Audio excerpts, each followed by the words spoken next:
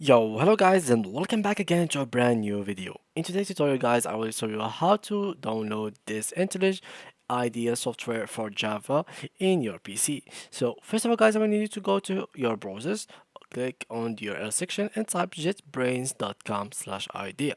From there guys, all I need you to do is click here to download, and of course it will take you to another page where you can choose whether you'd like to download it the premium version or the community version. So let's wait until they take us over there. So here we go, let's wait. And I think I have a problem with my connection. So guys, I will be right back when it works. So never mind, I'm not going anywhere. So here we are guys. So here you can choose to download it from Windows, Mac OS or Linux. So you can pick whatever you'd like from here.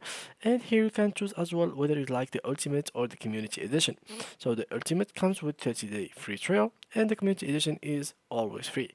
Of course, these are the tools or the access that you can get with each version of these, and I highly like uh, suggest that you can get this one, train in it, and then try to get the ultimate one, then get the free trial with it, try it, and see what's the difference between them, so you don't jump directly into the ultimate one and you try all of its access and you will feel like empty when you jump into the community edition.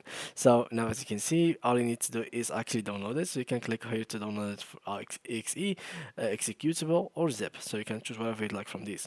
Now when you're finished with that, so I have already downloaded it. So let me just open it in downloads. Here it is. I will just click here and then click on run as administrator.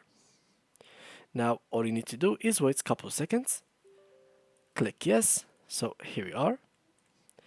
And now all we need to do is click next, next, okay, next, or change the folder so we can go to another folder. I will create one in the desktop, so let's make it in the desktop. So here we are, make new folder and click OK. Next, here I'm going to pick Java, so this tutorial is for Java, so next, install, and here you are.